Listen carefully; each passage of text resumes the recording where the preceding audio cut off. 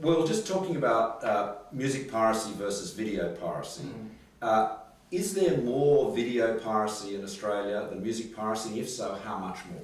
Yes, 5 times more. What we did in this piece of work, which has never been done before in the history of this problem being around since 1999, was we looked at the piracy volume and population numbers for TV piracy, film piracy and music, so 3 categories.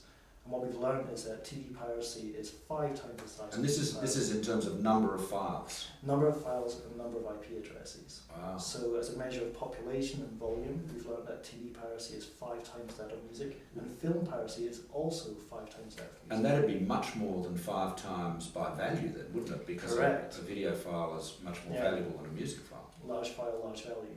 Right, okay, that's for now. Do you attribute that difference to the fact that there are many legitimate, legal, affordable streaming services for music available in Australia and not so much in terms of video material? I think on one part it's the availability of legal alternatives, that you have a very competitive marketplace for streaming services for music specifically here in Australia, whereas you don't see the same thing in TV and film. And the other part, I think, is the supply side. I think the way that TV and film is supplied here in Australia might be dictating demand. If people can't find it conveniently at a good price, they may be looking elsewhere. And when you say can't find it conveniently, you're referring to situations, say, with Game of Thrones, the dreaded example that everyone talks about. If the only way you can get access to it legally is to buy a whole package from a cable TV company, Foxtel in our case, that obviously makes it less conveniently and affordably available.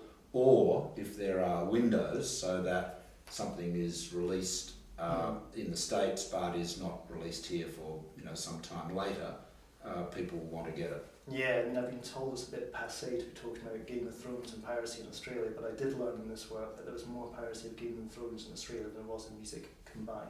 Yeah, we attribute that to the convict stain, of course. Yeah. But although I discovered recently that there was more piracy of Game of Thrones in Melbourne than Sydney, and of course the Melburnians are always proud to say that it wasn't a convict colony. So yeah, when I arrived at passport control at Sydney Airport, they said, "Do you have a criminal record?" I said, "Do I still need one to get in here?" yeah, it used to be compulsory.